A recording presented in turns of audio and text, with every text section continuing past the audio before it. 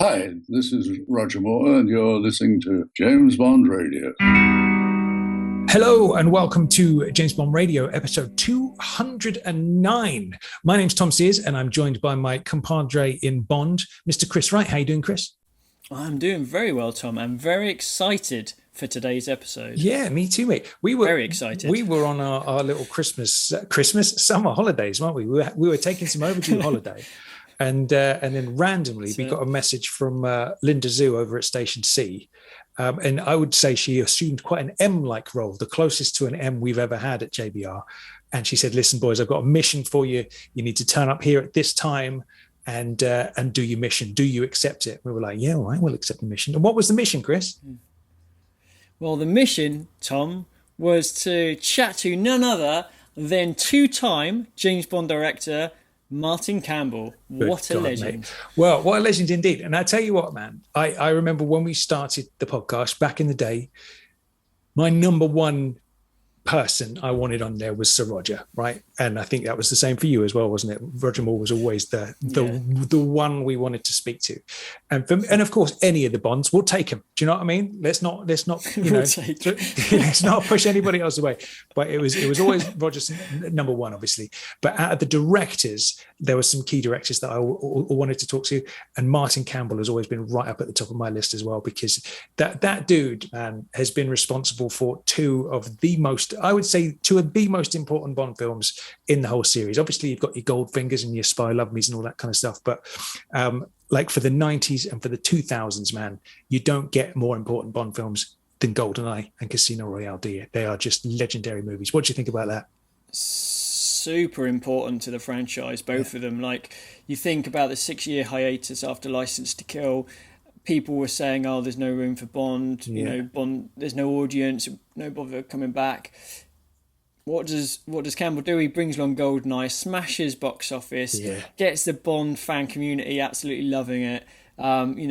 Critically, it does well as well. And then once Pierce sort of drifts off after Die Another Day, obviously he's brought back down to earth with Casino Royale, like probably my favourite, if not co-favourite Bond film. Like, it's immense, absolutely immense, and he's just done an amazing job. Well, what he's done, man. I think he's probably my preferred director. If you're looking at those films and what he's done, he's right up there in terms of Bond directors. Definitely, man. When you really look at it and look at his role in this whole series of films, both times he's taken Bond back from the brink, hasn't he? Of like, is Bond irrelevant now? We had a lot of that in the Goldeneye days, relic of the Cold War and all that kind of business. And not only does he hit that straight on the nose in the film itself, he blasts through that brick wall of resistance there. And then when Casino comes out and you look at Die Another Day and what a sort of unfortunate end for Pierce that was, and he does it again. That's the most subtle thing that I've ever heard you use to describe that. I'm trying to be nice, man. I've said my piece in our reviews. I know. So I'm trying to just, I've put it all out there now, so I don't need to say it again. Yeah, if you want to explore that, we do have our Die Another Day review you can all listen to. But then he does it again with Casino, and arguably takes Bond to heights that he hasn't been since the 60s, really, in terms of popularity and credibility as well with critics and all that kind of stuff, man. Yeah, he's just done the business, and obviously it was a bit similar in terms of when a few interviews where you just hope it's going to happen, because there was a couple of rumours that hopefully the mission would go ahead, and we weren't sure. And then when it does, you kind of sitting there tentatively, just waiting, the anxiety's going, and you're like, oh, this is going to be so good, the anticipation. But really, really nice chap as well. Yeah, like really nice down to earth chap to chat to. And he gets Bond. Yeah. He gets Bond. That's the main thing, isn't it, Tommy? Big time, man. He absolutely gets Bond. So Martin has a new movie coming out called The Protégé on August the 20th, which, depending on when we drop this episode, might be today or it might be a couple of days gone, but August the 20th is the release date. I think that's in the US and Canada. Overseas, it's a little bit less clear, trying to find out exactly when the release dates are. I think they're a little bit staggered. I think in the UK, the film is called The Asset, but it looks like we can only find a release date of this year. There doesn't seem to be a dedicated release date yet. So make sure you check that out. Look at the trailer on YouTube. It looks the business. Anybody who's a Bond fan is going to dig this film. Basically, it has that sort of Bondian vibe to it. The opening shot of the trailer, in particular, almost could be from a Bond film, which makes perfect sense when you know Martin is the man behind it. So, shall we crack on then and talk to Martin? Yeah, let's do it. Who are you? My name's Bond. James Bond. Bond. James. Bond, what do you think you're doing? Keeping the British hand up, sir. Welcome to James Bond Radio. News, reviews, and discussion of all things 007. Lucy. As you can see, I have no problem with female authority. Oh, pipe down, 007. Do you expect me to talk? No, Mr. Bond, I expect you to lie.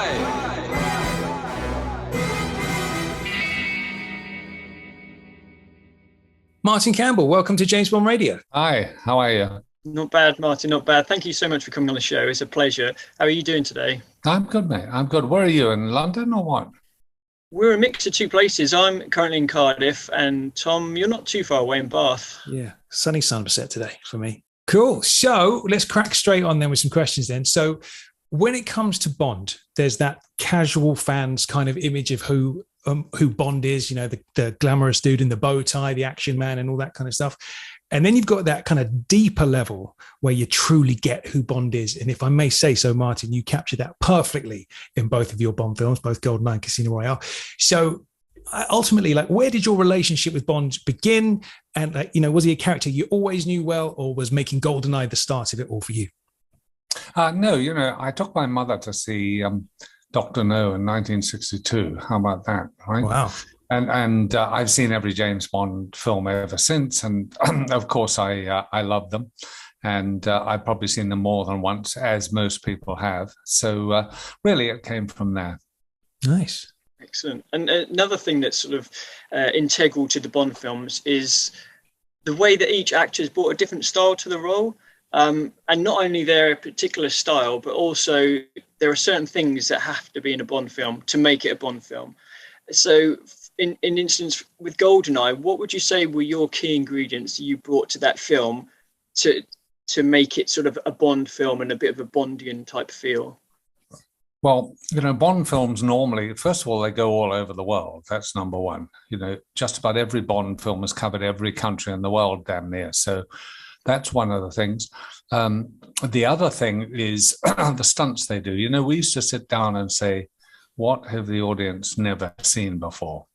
Well, in the case of Goldeneye, it was, you know, who else would jump off a dam, 800-foot jump on a dam.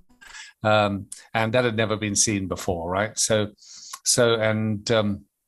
you know, nobody's ever seen a tank chase going through St. Petersburg, crushing all before it. So you simply sit down and you ask yourself that question. And like most Bond films, there's always something that is a little unique about them in terms of action. So that's the other thing. And secondly, you just give it scope. You know, that's the other thing. Yes, we go all over the world, but you've just got to make it look really big.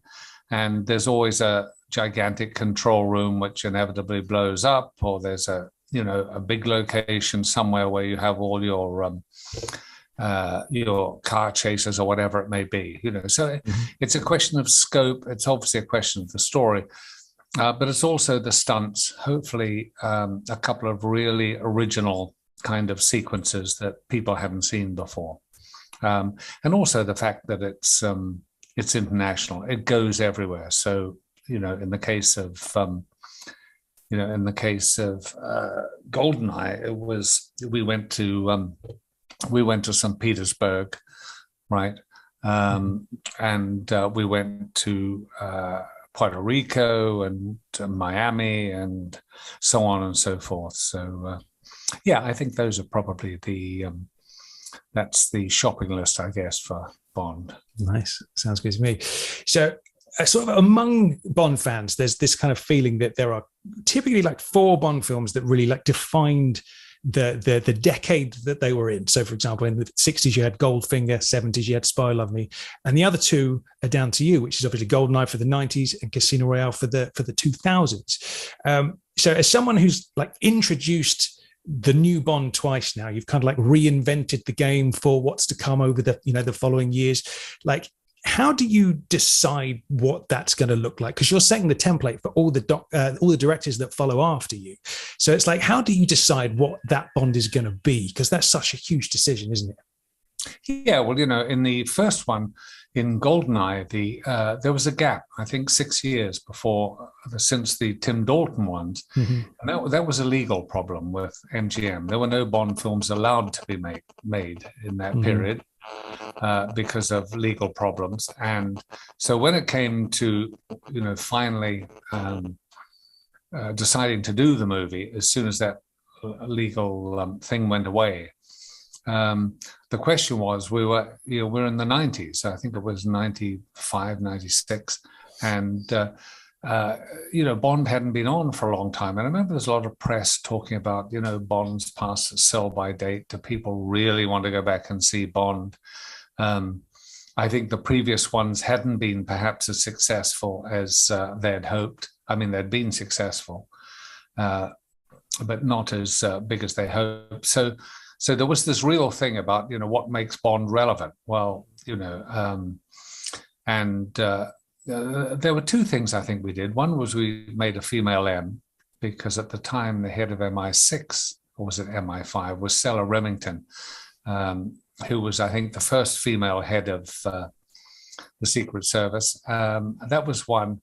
And secondly was, we put in a scene with M where she addresses him as a sexist, misogynist dinosaur, which is pretty much what the audience are asking themselves, what precisely is Bond doing in the 90s? And of course, the subject was kind of a Cold War subject. Of course, it was the Russians and so forth. So I guess they were the two things that we had to adapt on that movie. I mean, on Casino Royale, it was a different problem. The Pierce Brosnan ones has gone as far as they could, and I think the producers felt that by the time they had invisible cars and ice palaces and snowboarding off icebergs and so forth, it was time to sort of take a breath and perhaps rethink the whole thing. It got too fantastic. I mean, invisible cars and so forth. It had just gone, I think they felt had just gone too fantastical. So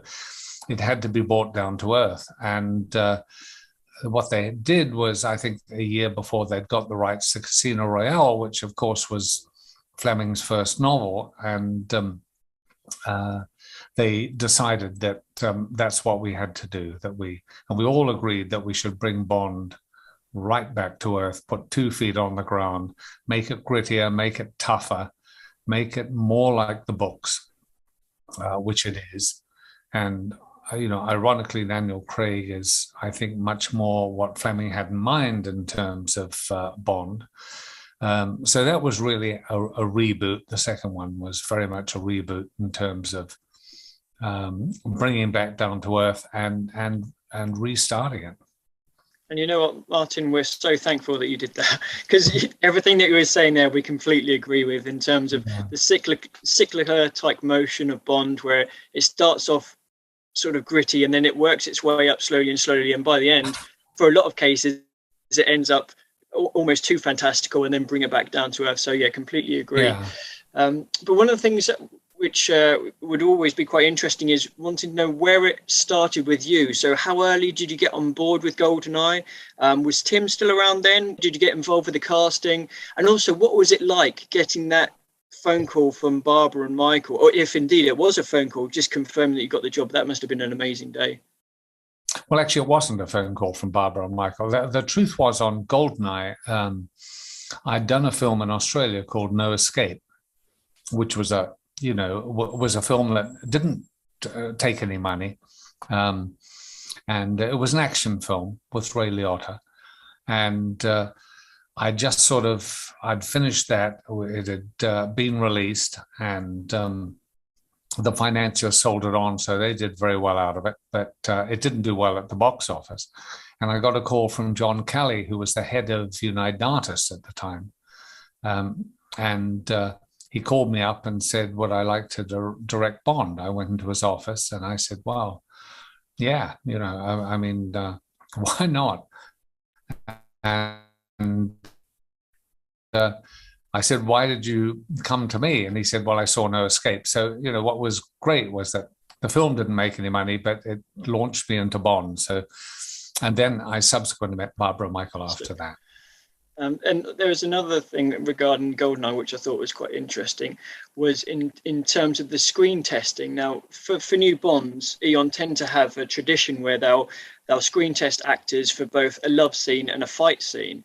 Were you present when the actors went through these? And if so, the truth was we didn't test anybody for Bond himself because Pierce was fairly obviously the part, that he actually, I think that around when Tim Dalton got the part, Pierce had to stick to his TV show, Remington Steele. They wouldn't let him out of his contract. So when it came to do Goldeneye, he was the obvious choice. And frankly, we didn't go to anybody else. You know what I mean? We didn't test anybody else. However, we did test, I think, 6 girls for the part. 6 girls, none of who we used at the time. But when they test Bond, for example, on Casino Royale, I tested 8 Bonds for that. One of them being Daniel Craig, of course. And it's pretty... the test is pretty intense. There's always a scene from Russia with Love, which is a simple scene where Bond comes into his hotel room, takes off his jacket, takes off his shoulder holster, puts them on the sofa, starts to run a bath, senses someone else is in the apartment, crosses the balcony, goes in, and there's the girl in bed, right? She's got the Lecter machine, I think it's called. I think it's called Lecter. And what Bond has to do is, 1, seduce her, and 2, get her to change sides, basically, in order to keep the Lecter. And so it's both seduction, and it's also him kind of seducing her for not just to take her to bed, but also, of course, to get the Lecter machine. So in a funny way, it encompasses all the Bond elements. When he comes in, how does he take off his jacket? How does he take off his shoulder holster? Well, the answer to that is very economically and very, very cleanly. He doesn't fumble. Bond never fumbles. And so it incorporated all of those elements, With Bond, we tested 8 people, 1 day for each test. So it's not a cheap process because you have a full crew. And I think 2 of the scenes were out of the new script, and 1 was the From Russia with Love scene. Nice. And out of those 8 actors, obviously, we know Daniel, we know Henry Cavill was amongst those. Was there any others that kind of almost got there? Any other? I had Sam Worthington tested, I think, and the guy out of ER tested. What's his name? The Goran Viznek, is that his name? Mm-hmm. Yeah, he was in ER. You may not. It's an American show. So we tested. We tested all of those people, and we edit the thing together, and then we look at it, and we decide. But Daniel was clearly the best actor. There was no question about the most experienced and the best actor. And Barbara was the one who pushed for Daniel, and she was absolutely right, because Daniel, of course, went on to prove how good he was. Nice. All right. So a couple more Bond questions we've always wanted to ask you, and then we want to talk about your new movie.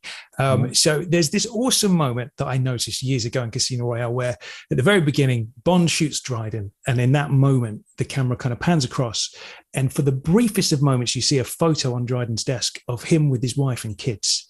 That's and right. It was so blink and you miss it. And it's like, what a great way to broadcast that Bond is this new cold-blooded killer that we've not seen before. Whose idea was that? Because that's such a brief moment. It's so easily missed. Well, I think I'll claim that one, because I think maybe we should have left it on for 6 more frames or something as he goes over. But yes, that was the idea, that it was designed to the ruthlessness really of Bond. Yeah, absolutely. What a great job as well. And so was it ever your intention for Casino Royale to be followed up by a direct sequel like it was with Quantum? Or did you expect it just to be a one and done and move on to a different thing? No, I had no idea they were going make a neat idea. So no, I had no idea. And with Casino Royale, Martin, it seemed like there was quite a lot of hostility. Like obviously towards Daniel, there were things saying about his height and his hair color, and perhaps because of that to the film, which is obviously absolutely ridiculous. But were you aware of this? I'm assuming you were. And did that encourage you to kind of go the extra mile, or did you kind of just block out the noise and it was business as usual? Well, I just block out the noise. I mean, what's the point? You know, even in, I think when we did Goldeneye, they were complaining that that Pierce couldn't drive a stick drive, all this bullshit that they come out with. You know, it's such garbage. And the point with Daniel, I remember asking him, I said, "Do you listen to all this crap?" And he said, "Absolutely, I do." And I said, "Well, why do you do that?" And he said, "Well, all the crew have probably know it and they've heard it. So I just want to make sure that I know what the crew knows." So, you know. But he just, you know, being the professional he is, he just bulldozed through all that rubbish. He didn't. It didn't affect him at all. If anything, it probably motivated him to prove his critics completely wrong, which he did. Completely. So if you had to choose one scene from Goldeneye, one scene from Casino Royale, which potentially you're most proud of, or perhaps was the most challenging, difficult question, but if you had to choose one from each film, God, I'm just trying to think back to Goldeneye. You know, I love the M scene. I know it was a very small scene at the beginning where she rips him a new one, you know what I mean, before he heads off. So I really like that. And I also like the scenes when they're imprisoned. Her and Natalia are both imprisoned in the cell. There's a great scene between them both there. And subsequently, of course, Oramov comes in and he shoots the prime minister. And, you know, we then get into that action scene that finally led on to the tank chase. So, you know, it's probably those scenes. I mean, odd enough, my favorite scenes are often dialogue scenes. You know, they're not necessarily action scenes or, you know, even sort of big kind of scope scenes. They're often the dialogue scenes, which, and that was one I particularly like between M and Pierce Brosnan. Nice, great scenes too. So, final question before we ask you about the Protégé then is the question that must be asked. What would it take to get you back in the chair for another Bond? Has there ever been a point where you've sat down and thought about what your third Bond film might look like? You know, first of all, I have no clue as to whether to be honest, I've been out of England long enough, so they're clearly going to cast Bond as a whoever, and I'm sure there's some really up and coming great actors here that that I'm not aware of. So, you know, I haven't seen TV here for a long. I'm just here sort of finishing off the film I've just shot. So, so in all honesty, you know, God knows who they'll cast. You know, I don't think they'll cast a woman. Knowing my producers, I think they'll be true to, you know, to what Ian Fleming always intended. So I think they'll stick. I may be wrong, but they'll probably be faithful to, you know, Ian Fleming's character. I think rather than being a woman. Nice, cool stuff. And so obviously you introduced Pierce to Bond. You introduced Daniel to Bond. If the call came to introduce the next Bond actor, is that something you'd consider doing? Well, you'd never say never, which is what Connery said, I think. Nice. They're great fun, Bond. You know, they're great fun to do. They really are. Nicely done. So let's talk about the new film then, The Protégé. I've watched the trailer. It looks the business. So what can people expect from this one? Oh, well, it's strange. It's got a very good cast. It's got Michael Keaton. It's got Maggie Q, who's the lead, and it's got Sam Jackson, right? And you know, it's a female assassin story, which, you know, when you hear that, you've seen many female assassin stories, but the thing that I think really works in this is the relationship between Sam Jackson and Maggie Q. It's a kind of father-daughter relationship. They're a team.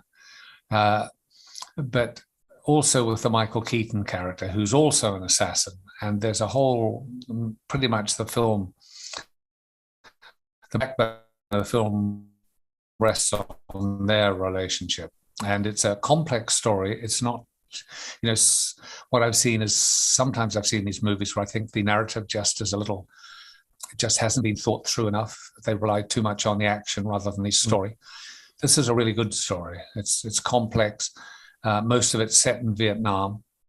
And there are a lot of surprises in it too, you know, narrative surprises, things you think you know where it's going, but it's not. So a combination of all those things, plus 3 terrific actors. Nice. It does look awesome. I was going to say, what was it like filming during the current times that we're in with all the COVID stuff going on? Was that an extra challenge, or was that all kind of taken? Well, to be honest, I shot a lot of it in Romania, and we just got out ahead of them closing Romania down. So when we began shooting, there was no problem, obviously, because COVID really hadn't settled in. Mm-hmm.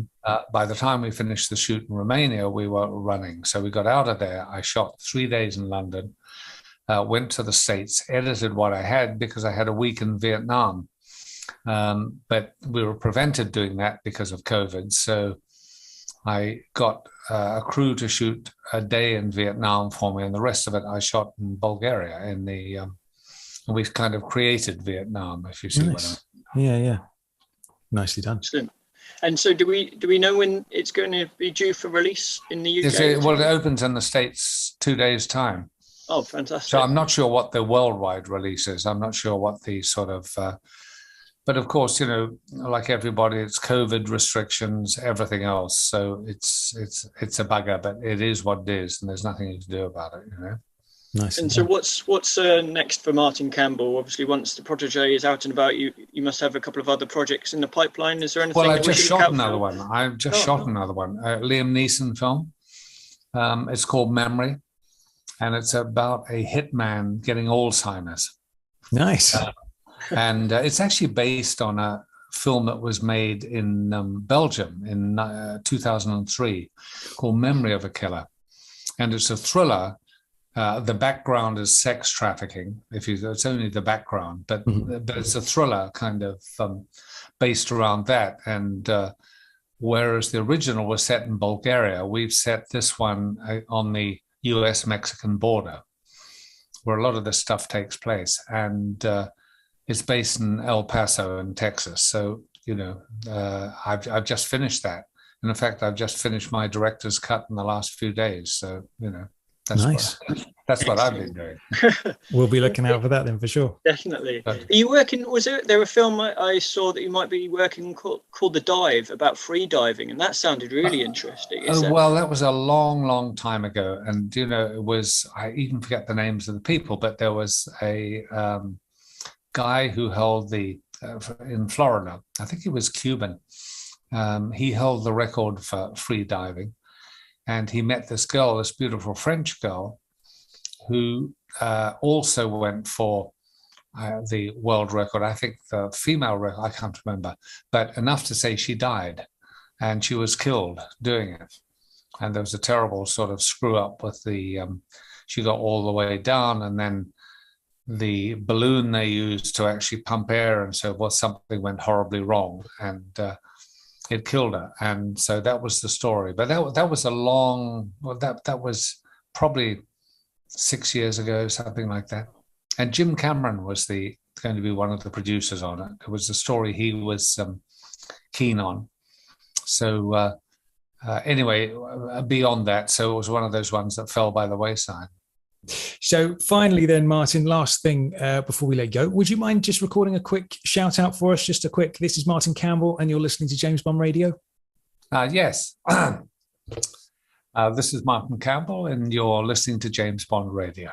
Beautifully done. Thank you very much. Absolutely lovely. Just wanted to say, man, thank you so much for your 2 Bond films. As I was a 13-year-old boy when Goldeneye came out, and I walked out of that cinema and I started combing my hair like Pierce, trying to be Pierce, my main man. And I still try and do that to this day, and I fail miserably. But yeah, thank you, man. Your films blew my mind when they came out, both of them. Oh, that's great. All right, boys. Thanks very much indeed. Thank you so much, Martin. Been an absolute pleasure. Thank you. All right, guys. Bye. Mate, how cool was that? Unbelievable. He was. It was so good just to chat to him. I felt like I'd love to have chatted to him for like days on end, Yeah. in depth about everything. Obviously, your time is restricted, but it was really nice to hear his thoughts on obviously both films and both actors and everything like that. But yeah, just total admiration for that dude. Yeah, man, what a legend. Really super down to earth as well. I love it when you can just kind of chat to somebody like that, somebody whose contribution has been so massive, and yet they're super chilled and down to earth. But like you say, we could have sat there for 2 hours and chatted with him, but it's one of those things. It was, we had some assistants in the background, kind of, making sure we stuck to time and all that kind of stuff. So we had to kind of get in and out nice and quick. He's obviously having a big press day today. But I think we got the key questions in. And to be honest, for me at this stage, the amount of, interviews we've watched with these people over the years and stuff, at this stage, I just want to tell them how much I love them. Do you know what I mean? That's my goal. I just want to let him know that I love him. And I think at the end, I managed to squeeze a little bit in there with my comment about brushing my hair like Pierce and how he blew my mind. You did. Got a little laugh out of him, and I'm pleased that I managed to pull that off. So yeah, that's me done. Yeah, you've got to make him happy, haven't you? And it's I guess when we're so busy doing films, obviously other films as well, it must be hard to sort of get the full effect of what the films have had on the Bond fan community. So I think he really appreciated that, and absolutely two immense films. So, yeah, big time, man. Yeah, happy days. Cool. All right. We've got to give a huge shout out to someone though, haven't we? Yeah, man. Linda Zhu, Station C, what a legend. She's the one that hooks us up with Martin. It's one of those things, isn't it? How I remember back in the day, a few years back now, obviously, I got a little message in my Facebook inbox from Gareth Owen, obviously Roger's man. And he said, "Hello, Tom, would you have any time spare coming up just to chat to Roger before we head out on our tour?" And I thought, I best check my diary because I am quite busy. So I don't know if I can squeeze him in, of course, after I picked myself off the floor and started jumping around, it was a similar feeling with Martin, man, because he's been so high on my to-do list for so long. The fact that we'd managed to get this little slot with him today was just this come on moment that I'm super grateful for. So Linda Zhu, we owe you everything. We're so super grateful for you for doing this for us. Thank you very much. We salute you. Absolutely, yeah. Agency, mega salute for you. Thank you so much for arranging it. And I hope everyone enjoyed it because we certainly did. Yeah. And hearing some wise words from the main man. Absolutely, man. So we've jumped out of our little summer holidays just to chat to Martin, as you do. But we'll obviously be back in September in the run up to No Time to Die. If indeed it does come out at the end of September, we will be back for that. Until then, I've got my hands full, Chris, because I have a little. What is this? I have a little new addition to the JBR family. I had a little baby boy this week. Oh wow! Absolutely. Yeah. Now I've got to ask. Obviously, new baby boy. Congrats, man! Thanks. That's absolutely brilliant news. Thanks, bro. When it comes to naming, is there going to be any hint of any Bond characters? I'm thinking Ernst, maybe. Well, he definitely looks like an Ernst right now. That's for sure. If you put the little jacket on him, he would be a tip-top Ernst. But I'm fighting quite a steady battle on getting some Bondisms in there. I must admit, I think I'm losing that battle, but I'm holding on. So we haven't decided on his name yet. We're just kind of waiting, hanging out with him for a bit, seeing what feels right. So you know me, man. Of course I'm trying to get some Bondism in there, but we will see if the Contessa allows it to happen. You never know. But man. So he was born Monday, just gone, Monday the 16th. Oh mate, I'm so chuffed for you guys. Thanks, man. Absolutely brilliant news. So the indoctrination will now begin. I will, start as soon as he can actually see what's on the telly. We'll get the Bond films on. I'll be reading him as Fleming at bedtime. It's going to be great. I'm really excited for it. I'm wondering what is his first Bond film going to be? I already know, and I've always known what his first Bond film is going to be. Can I guess? Go on. Does it have a steel-toothed giant? Yes, it does. Of course it does. 100%. Does it have a tanker that swallows submarines? Of course it does. 100%, yes. Man. Do you know, I do think for anybody else who's a new father or indeed a mother out there listening to JBR, I would say there's no better place to start your young ones on Bond than with Roger's finest, Spy Love Me. I think that's the perfect get-in for a kid. Would you agree with that, or what's your thoughts? Yeah, no, absolutely. I think Moonraker's on it as well, but obviously if you're going to do a minority, you'd start with Spy. I think they're the ones to go with. Yeah, definitely. Spy, without a doubt. Nice, cool. Yeah. All right. Well, that's my life's work taken up for the next few years. Then it's just getting it in there, making sure it gets planted deep enough so he's in there. Keep the family rolling. It's going to be nice. It's got to be done. Yeah, absolutely. All right, then. That's all from us today. Big thanks again to Linda Zhu. Big thanks to Martin Campbell for taking the time out to talk to us. Make sure you go and watch his movie, The Protégé, out on the 20th, and staggered around the rest of the world. So look out for that. So in some territories, it's called The Asset. Some territories, it's called The Protégé. So make sure you check out that when it comes. And at the very least, go and check out the trailer, because I think any Bond fan will be excited to see it. Definitely. The trailer's badass. It's like some amazing action in there. Story looks good. You've got Samuel L. Jackson, you've got Michael Keaton, you've got Maggie Q. It's going to be a film that people that like Bond are going to really enjoy the film. Big time. And if we find out about the UK release date, whether it's called The Asset or the Protégé, then we'll obviously stick that on the socials and let everyone know. Sounds good to me, mate. All right, then. Cool. Until September, James Bond Radio will return. Until then, I've been Tom Sears. I've been Chris Wright. And we'll be back in September for hopefully No Time to Die. And fingers crossed, everyone. Absolutely. All right, we'll see you then, everybody. Bye. Take care. Bye. Hope you enjoyed the show. Good night. James Bond Radio. Whoa.